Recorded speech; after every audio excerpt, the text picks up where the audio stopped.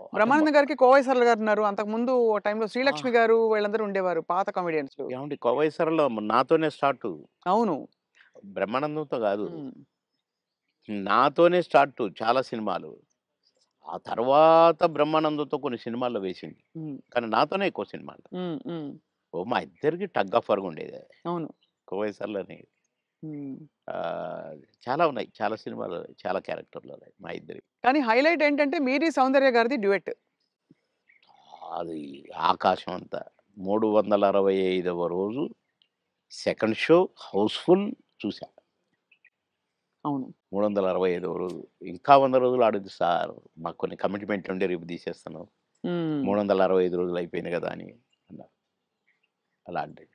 ఒక పాట ఒక కమెడియన్ చేస్తే 365 రోజులు ఆడటం అంటే చిన్న విషయం. అవును. అంతే గదా! అలాగే ఇంకా కొన్ని సినిమాలున్నాయి. 'సిల్క్ స్మిత్', 'బావలసయ్య' పాట కూడా పాటతో 100 రోజులు. అవును. 'పువ్వుంటే ఏమో కూరుంటే ఏమో' అని అడుక్కుంటే అది 100 రోజులు. పాటలతో 100 రోజులు ఆడిన సినిమాలంటే ఒక కమెడియన్‌గా అది నాకు గొప్ప గుర్తింపు, గొప్ గొప్ప ఒక గొప్ప విజయం. అది ఘనత. అవును. ఘనతే. నా అదృష్టం అది. కానీ సార్ సాడ్ థింగ్ ఏంటంటే 'సిల్క్ స్మిత' గారు వెళ్ళిపోయారు. 'సౌందర్య' గారు వెళ్ళిపోయారు. అవును. పాపం. మీకు తలుచుకుంటే బాధైతుంది కదా సార్ చాలా? చాలా. 'సిల్క్ స్మిత' గారు ఎలా ఉండేవారు సార్? చాలా చాలా క్లోజ్‌గా మంచి ఉండేవారు. వ్యక్తి అని అని అని అనేవారు. చాలా, చాలా, చాలా. ఆమె ఎవరిని కేర్ చేయదు. హ్మ్. ఎవరికీ నమస్కారం పెట్టదు. హ్మ్. కాలు మీద కాలేసుకొని కూర్చుంటది. హ్మ్. కూర్చొని కళ్ళద్దాలు మళ్ళీ. హ్మ్. అందరిని చూస్తుంటది ఇట్లా. నేనడిగిన, "బాస్ మీరు నల్ల కళ్ళద్దాలు పెట్టుకుంటారు. కాలు మీద కాలేస్తారు. అది ఎవరొచ్చినా తీయరు. హ్మ్. అంటే మీరు నిద్రపోతారా? లేక అబ్జర్వ్ చేస్తారా?" అని అడిగాను నేను. అయితే, "అది కాదు బాస్ ఫూల్స్ నన్ను చూస్తారు. ఇలా ఇలా చూస్తారు నన్ను. అందుకని నన్ను ఎవడు చూస్తున్నాడా అని గమనిస్తూ ఉంటా నేను కళ్ళద్దాలు పెట్టుకొని" అని చెప్పింది నాకు. మరి హీరోలొచ్చినా కూడా తీయవు గదా! అంటే ఎందుకు తీయాలా? హీరోలొస్తే? యాటిట్యూడ్ మంచి స్ట్రాంగ్. నాతో మాత్రం నన్ను చూడంగానే కాళ్ళు తీసేది. నన్ను చూడంగానే లేచి నిలబడేది. నేనెక్కడ కూర్చుంటే అక్కడికొచ్చి కూర్చునేది. హ్మ్. భలే లైక్ చేసేదండి నన్ను. హ్మ్. గ్రేట్. హ్మ్. Great artist. ఎందుకో సార్ గ్రేట్ మంచి మనుషులు తొందరగా వెళ్ళిపోతారనిపిస్తుంది వాళ్ళందరూ. అంతే. కదా! మంచోళ్ళు తొందరగా అయిపోతారు. కరెక్ట్. హ్మ్. మేము దుబాయ్ పోయినాం ఒక ఫంక్షన్‌కి. హ్మ్. నన్ను బాస్ అని పిలిచేది. హ్మ్. బాస్ మనం షాపింగ్‌కెళ్తున్నాం. నేనెందుకు బాస్ నువ్వు లిప్‌స్టిక్‌లయి కొనుక్కుంటావు. నేనేం కొనుక్కోను కదా! నాకొద్దు. నేను రానన్నా. అంటే లేదు నాతో నువ్వు రావాలి. నేను పర్మిషన్ తీసుకున్నా. అంటే పోయినాం. పోతే ఈమేమో కొనుక్కుంది. హ్మ్. ఓహ్! బ్లాక్ కళ్ళద్దాలు పెట్టుకొనొచ్చింది బయటికి. నేనక్కడ అటు ఇటు కూర్చొని అది ఇది ఏదో బాస్ ఎలా ఉంది? అంది. సూపర్ అన్నా. సూపరా? నిజంగా సూపరా? అయితే కొనేస్తున్నా. కొనేసేయి అన్నా. పోయింది. కొనేసా అనుకుంటూ వచ్చింది. ఇది మీరు పెట్టుకోండి బాస్ ఒకసారి అన్నది. పెట్టింది నాకు. ఓహ్! సూపర్ అన్నది ఇట్లా పెట్టి. అదేంటి బాస్ నాకు సూపర్ కాదు మీకు సూపర్ నాగా అన్నా. హ్మ్. చాలా బాగుంది. నేను అందుకే కొన్నాను నీకోసం. అన్నదండి. ఆ కళ్ళద్దాలు చనిపోయేదాకా దాచిపెట్టుకున్నాను. మంచిది. చాలా మంచిది. ఆ! అబ్బో! గ్రేట్. కానీ చాలా కష్టాలు, వివాదాలు, ఇక అయి పరిస్థితులు. వచ్చినాయిలెండి. అయి కొంచెం కరెక్ట్‌గా ఉన్నోళ్ళకి వివాదాలుంటాయి. హ్మ్. ఏ ఎండకు ఆ గొడుగు పట్టేటోళ్ళకుండవు. అదే. వివాదాలు రావు. హ్మ్. ఎక్కడికక్కడే సమసిపోతాయి అవును. అని నా ఉద్దేశం. కష్టమే సార్ మీరన్నది చాలా అది కానీ మొత్తానికే సార్ మీరు వచ్చి సక్సెస్ సాధించాక 10 సినిమాలు అనంగానే రెమ్యూనరేషన్ అమాంతం పెంచేసారా? లేదండి మా పీరియడ్‌లో పెంచుడు గించుడు లేదండి అసలు. మా సినిమాకినిచ్చేవారా? కాల్ షీట్లు ఇచ్చేవారా సార్? ఆ రోజుల్లో సినిమాకే గదా! స స లేదండి. కాల్ షీట్సే హ్మ్. 5 రోజులు, 10 రోజులు, 15 రోజులు, 12 రోజులు అట్లా ఉండేది. ఇక కొన్ని మధ్యలో చిలక్కొట్టుడు క్యారెక్టర్‌లు కొన్నుండేది. 1 డే, 2 డేసు అయ్యి డే పర్ డే ఇంతని మొదలైనయి. హ్మ్. మేము ఏనాడు నేను గాని, నా తోటి వాళ్ళు గాని ఇంత తీసుకుంటా, ఇంతిస్తేనే వస్తా అని మేమెప్పుడు అనలేదండి. హ్మ్. నా రేట్ ఇంత అని నేనెప్పుడు అనలేదండి. ఇప్పుడు హుహు. 'మాయలో' 'మాయలోడు' అంత పెద్ద హిట్ అయిన సాంగ్ అవును. ఆ మరుసటి సినిమాలోనే వితిన్ ఓ బో చిరంజీవి గారు గూడా నన్ను పిలిచి, "సినిమా సూపర్ హిట్ అట. నీ పాటతో హిట్ అట బాబు" అని తెలుసా అంటే, నాకు తెలీదన్నా" అన్నా. నేను ఆయన షూటింగ్‌లో ఉన్నారు. హ్మ్. రిలీజ్ అయ్యాక. నేనసలు పెద్దగా నేనేదో అయిపోయానని నాకు ఫీలింగే లేదు. సత్యనారాయణ గారి పక్కన ఏదో పాట కామెడీ అప్పటికప్పుడే సాంగ్ క్రియేట్ అయిపోయింది నాకు. హ్మ్.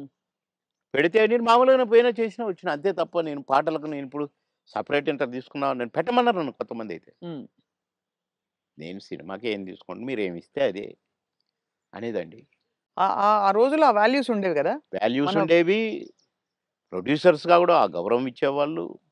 అక్కడ గౌరవమే ముఖ్యం తప్ప డైరెక్టర్ల ముందు గాని, ప్రొడ్యూసర్ల ముందు గాని మాకిచ్చే గౌరవమే మా పారితోషికం అనుకునేది.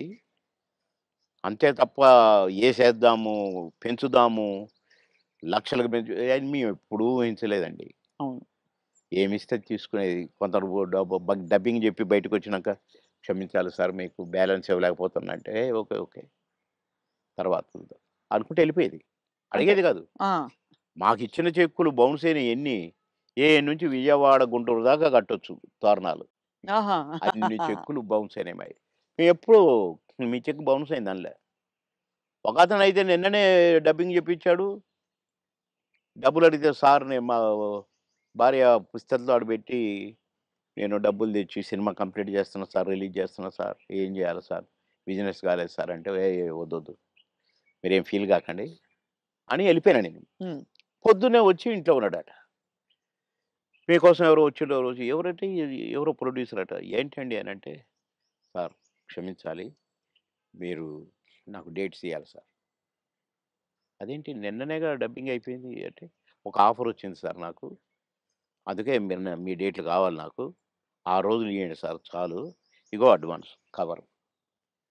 నిన్న నిన్న డబ్బులు అనొచ్చుగా? హ్మ్. అనలే. "ఇగోండి సార్ ఈ సినిమా అడ్వాన్స్" అన్నాడు. ఓకే. థాంక్ యూ అన్నా. డోర్ దాకా పోయిండు బయటికొచ్చి. అక్కడ వెనక్కి తిరిగి, "మీరు మహానుభావులు సార్. చల్లగా ఉండాలి. మీరు నిన్నటి డబ్బులు అడుగుతారేమోననే భయంతో వచ్చాను సార్ నేను. అడిగితే ఏదో ఒకటి చెప్పుదాం అనుకున్నా సార్. కానీ అసలు మీరు ఆ టాపికే ఎత్తలేదు. మీరు మహానుభావులు సార్" అన్నాడు. ఈ ముక్క చాలయ్య నాకు. డబ్బులు గాదు. నువ్వు మళ్ళా సినిమా తీస్తానని వచ్చావు చూసావు. హ్మ్. నువ్వు ఒక మనిషి ఒక సినిమా తీస్తే రోజుకు 200, 300 మంది బతుకుతారండి. అవును. అంతే గదా! ఇప్పుడు ఒక 100, 200 మంది జూనియర్ ఆర్టిస్టులు బతుకుతారు.